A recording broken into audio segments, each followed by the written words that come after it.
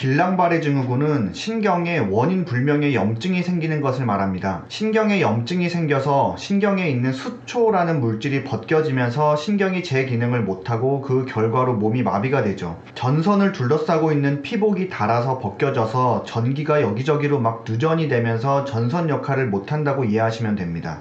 병의 기전에 대한 설명은 인터넷에 많이 나와 있으니까 저는 이 병에 걸리면 어떤 재활치료를 받을 수 있는지에 대해서 얘기해 보겠습니다. 일단 한 번이라도 재활치료를 알아보신 분이라면 중추신경계 질환이라는 말을 많이 들어보셨을 겁니다. 아니면 적어도 뇌와 척수의 질환이세요? 라는 질문을 많이 들어보셨을 겁니다. 뇌와 척수의 질환이 바로 중추신경계 질환이고, 이 중추신경계 질환의 환자들만 받을 수 있는 재활치료가 있습니다. 바로 중추신경계 발달 재활치료가 대표적인데, 저 치료는 환자와 치료사가 1대1로 30분간의 치료를 받을 수가 있습니다. 재활치료 중 가장 중요하다고 할 수 있죠. 과외를 받을 때도 선생님 1명에 학생 5명 수업 듣는 팀 과외보다 1대1 개인 과외가 더 효과가 좋은 건 당연하겠죠. 저 중추신경계 발달 재활치료라는 건 쉽게 말해서 1대1 과외입니다. 치료사가 환자의 현재 몸 상태에 맞는 단계의 치료를 1대1로 진행해 나갈 수가 있어요. 앉지도 못하는 환자는 앉는 연습을 하고, 균형 감각이 떨어진 분은 균형 감각 연습을, 그리고 보행 연습이 필요한 사람은 보행 연습을 시키는 것처럼 그 단계에 맞는 치료를 해줄 수 있습니다.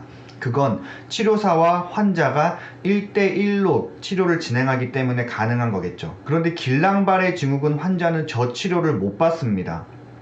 길랑바레 환자분 중 어떤 분은 뇌출혈이나 뇌경색, 척수 손상보다 더 심한 몸의 마비 증상이 있는데도 중추신경계 질환이 아니라는 이유로 중추신경계 발달 재활치료를 받을 수가 없습니다. 중추신경계 손상 환자, 즉 뇌와 척수 질환만 저 치료를 받을 수가 있게끔 규정되어 있기 때문이죠. 그럼 길랑바레 증후군 환자는 어떤 치료를 받을 수가 있냐?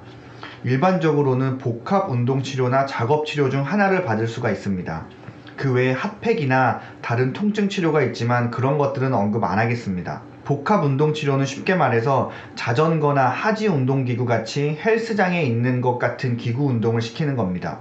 병원에 따라서 복합운동치료 시간에 치료사와 1대1 치료를 시행하게 해주는 곳도 있습니다만, 일반적으로 생긴 지 얼마 안 되는 병원 또는 환자가 다 차지 않은 병원에서 서비스 차원에서 그런 시도를 하고 있으므로 여러분께서 입원을 희망하시는 이름 알려지고 대기 환자가 많은 유명 병원에서는 그렇게 하지 않을 가능성이 매우 높습니다. 대부분 복합운동치료 시간에는 기구 운동을 시키고 서너 명의 환자가 기구 운동을 하는 것을 치료사 1명이 동시에 감독하게 됩니다. 어느 정도 안전에 대한 주의와 운동법 설명은 가능하겠지만 1대1 치료를 하는 것만큼의 효과는 없겠죠. 자, 그럼 작업치료는 어떨까요? 작업치료의 규정을 보면 치료사와 환자가 1대1로 치료를 할 수 있게 되어 있습니다. 근데 보시다시피 작업치료사가 치료를 하는 것이기 때문에 다양한 손동작과 손을 이용한 동작 또는 팔 동작에 대한 연습으로 걷거나 서는 연습을 하기엔 좀 부족합니다. 이렇게 길랑바레 환자분들이 받을 수 있는 치료가 제한되어 있기 때문에 일부 병원에서는 길랑바레 환자들에게도 중추신경계 재활치료를 그냥 시켜주기도 합니다. 하지만 심평원에서 경고를 받게 되죠. 뭐라고 경고를 받냐? 길랑바레 증후군은 말초신경계 질환이므로 인정하지 않는다고 합니다. 인정하지 않는다라는 건 치료를 하더라도 치료비를 받을 수 없다는 뜻입니다. 저 경고를 받는 걸 병원 입장에서는 삭감을 당한다라고 합니다. 환자에게 치료를 했으니 환자에게서는 본인 부담금을 받고 건강보험공단에서는 공단 보험금을 받아야 병원이 운영이 되는데, 삭감을 당한다는 거는 그 치료는 시행한 걸로 인정을 못해. 그렇기 때문에 공단 부담금을 줄 수가 없다라는 통보입니다. 공단 부담금을 줄 수 없을 뿐만 아니라 환자한테서도 그 치료에 대한 돈은 받지 말으라고 합니다. 이 경우에 돈을 받게 되면 불법입니다. 이런 통보를 받고 나면 한 달간 환자에게서 치료한 거에 대한 비용을 받지 못하기 때문에 다음 달부터는 그 환자에게는 저 치료를 못하게 됩니다. 이렇게 할 수 있는 치료가 없다고 해도 그래도 환자분 입장에서는 치료를 받아야겠죠. 이럴 때 환자분은 비급여 치료를 받겠다라고 병원에 얘기합니다. 실비보험 들어오는 것도 있고 하니 아주 부담스럽지는 않겠지라고 하면서요.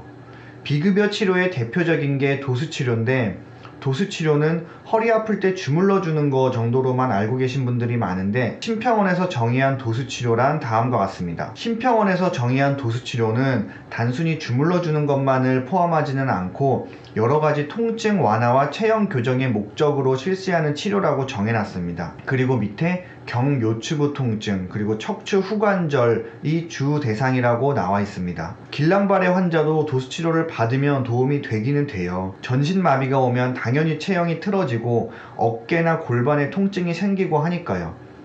그리고 도수치료란 게 아무래도 사람이 치료하는 거다 보니까 근력 강화 운동도 좀 시켜줄 수도 있고, 균형 감각이 떨어진 환자분들한테는 균형 감각을 길러줄 수도 있고 합니다. 그래서 도수치료를 받으면 길랑발해 환자분들은 증상이 좋아져요. 그리고 요즘에는 실비보험들을 많이 갖고 계시기 때문에 일단 도수치료를 시행받고 나중에 보험회사에서 그 비용을 실비로 돌려받죠. 자, 이렇게 얘기하면 아무 문제가 없을 것 같은데, 이때는 뭐가 문제가 될까요? 이때는 보험회사가 가만히 있지 않습니다. 처음 한두 달 정도 도수치료를 매일 시행받고 보험회사에 실비 청구를 하면, 그래요, 그동안 내신 돈도 있고 하니 일단은 달라는 대로 다 드리겠습니다 라고 하면서 보험회사에서 실비를 순순히 지급해 줍니다. 근데 치료가 2달, 3달 길어지고 보험회사에서 나가는 돈이 점점 많아지게 되겠죠. 도수치료 비용은 병원마다 다르지만 보통 30분에 5만원에서 10만원 정도 합니다. 이거를 주 5회로 받으면 한 달에 수백만 원이겠죠. 이렇게 몇 달치를 내어주던 보험회사는 이거 금액이 너무 큰데 뭔가 이상한 게 없는지 좀 자세히 알아봐야겠다 라고 하면서 조사를 시작하게 됩니다. 그렇게 환자의 의료 기록을 살펴보던 보험회사는 이 환자가 길랑발해로 입원해서 도수치료를 받았다고 되어 있는 것을 발견하고는, 고객님, 도수치료는 경요추부 통증이나 후관절 증후군 등에 실시하는 거라고 심평원이 말했지 길랑발해 증후군에 쓰란 말은 없는데요. 그리고 어떤 대학 교수님한테 여쭤보니 길랑발해에 도수치료가 별 효과가 없다고 하던데요. 그래서 이건 과잉치료이므로 앞으로는 실비 지급을 못 드립니다 라고 보험회사가 얘기를 하게 됩니다. 그럼 그때부터는 실비보험도 적용 못 받고 본인이 비용 다 내면서 치료를 받던지 아니면 치료를 중단해야 됩니다. 아직 걷지도 못하는데 병원에서는 심평원 규정상 보험 적용되는 치료가 자전거 타기나 작업치료 정도밖에는 없다 하고, 보험회사에서는 비급여 치료를 시행하면 실비를 지급하지 않겠다고 하니 환자나 보호자 입장에서는 미칠 노릇이죠. 길랑발해 환자가 아주 많이 모여서 한 목소리를 내면 제도에 변화가 생길지도 모르겠습니다. 하지만 길랑발해라는 병 자체가 드문 질환이라 환우 수 자체가 별로 없고, 있다고 해도 후유증 없이 회복되는 경우가 많기 때문에 몇 년씩 지속적으로 병을 앓는 분들은 많지가 않아요. 그래서 환자분들이 뭉치기가 어렵고 큰 목소리를 내기가 어렵습니다. 그러다 보니 중추신경계 질환이 아니니 중추신경계 재활치료도 못 받고, 근육이나 척추질환일 때 받을 수 있는 실비보험 혜택도 못 받는 애매한 입장에서 벗어나질 못하고 있는 겁니다. 자, 그럼 오늘의 결론인데, 의사인 제 가족이 만약에 길랑발해에 걸렸다면 저는 어떻게 할까요? 저 같으면 위에서 잠깐 언급한 것처럼 복합 운동치료 시간에 1:1 운동치료를 시행하는 병원을 어떻게든 찾아가겠습니다. 복합 운동치료 시간에 1:1 운동치료를 시행해주는 것은 일종의 서비스예요. 새로 생긴 식당에 가야 이것저것 서비스를 주지, 이미 소문나고 줄이 길게 서 있는 맛집은 서비스가 별로 없잖아요. 병원 측에서